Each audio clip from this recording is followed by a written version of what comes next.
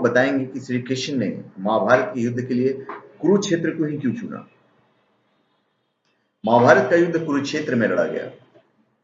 कुरुक्षेत्र में युद्ध लड़े जाने का फैसला भगवान श्री कृष्ण का था, लेकिन उन्हें कुरुक्षेत्र को ही महाभारत युद्ध के लिए क्यों चुना, वो मैं आपको बताने वाला हूं।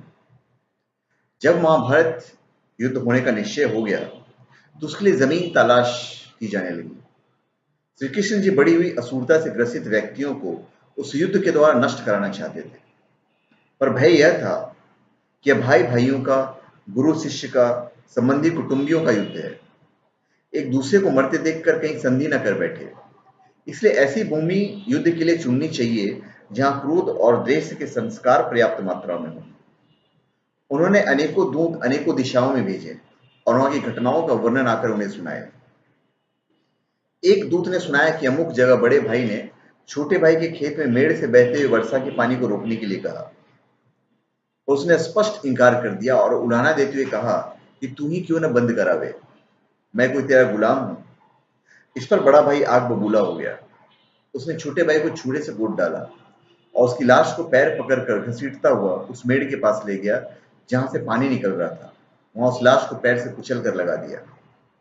इस नृशंसता को सुनकर श्री कृष्ण ने निश्चय किया कि यह भूमि भाई भाई के युद्ध के लिए उपयुक्त है। वहां पहुंचने पर उनके मस्तिष्क पर जो प्रभाव पड़ेगा उससे परस्पर प्रेम उत्पन्न होने या संधि चर्चा चलने की संभावना नहीं रहेगी। यह स्थान कुरुक्षेत्र था और वहीं युद्ध रचा गया। महाभारत की कथा इंगित करती है कि शुभ और अशुभ विचारों एवं कर्मों के संस्कार भूमि में देर तक समाये रहते हैं। इसीलिए ऐसी भूमि में ही निवास करना चाहिए जहां शुभ विचारों और शुभ कार्यों का समावेश रहा हो। फिर एक और चीज हम आपको बताते हैं जो श्रवण कुमार से रिलेटेड है। श्रवण कुमार के माता पिता अंधे थे। वे उनकी सेवा पूरी तत्परता से करते, किसी प्रकार का कष्ट नहीं होने देते। एक बार माता पिता ने तीर्थ यात्रा की इच्छा की। श्रवण कुमार ने कांवर बनाकर दोनों को उसमें बिठाया और उन्हें लेकर तीर्थ यात्रा को चल दिए। बहुत से तीर्थ करा लेने पर एक दिन अचानक उनके मन में यह भाव आया कि माता पिता को पैदल क्यों न चलाया जाए। उसने कांवर जमीन पर रख दी और उन्हें पैदल चलने को कहा। वे चलने तो लगे, और उन्होंने साथ ही साथ यह भी कहा इस भूमि को जितनी जल्दी हो सके पार कर लेना चाहिए। वे तेजी से चलने लगे। जब वो भूमि निकल गई तो श्रवण कुमार को माता पिता की अवज्ञा करने का बड़ा पश्चाताप हुआ और उसने पैर पड़कर क्षमा मांगी और फिर कांवर में बिठा दिया। उसके पिता ने कहा, पुत्र इसमें दोष तुम्हारा नहीं है।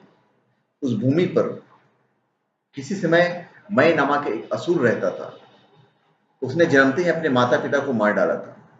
उसी के संस्कार से उस भूमि, उसके जो संस्कार है अभी तक भूमि में बने हुए हैं और इसी से उस क्षेत्र में गुजरते हुए तुम्हें ऐसी बुद्धि उपजी है। तो भूमि का बड़ा ही ये होता है।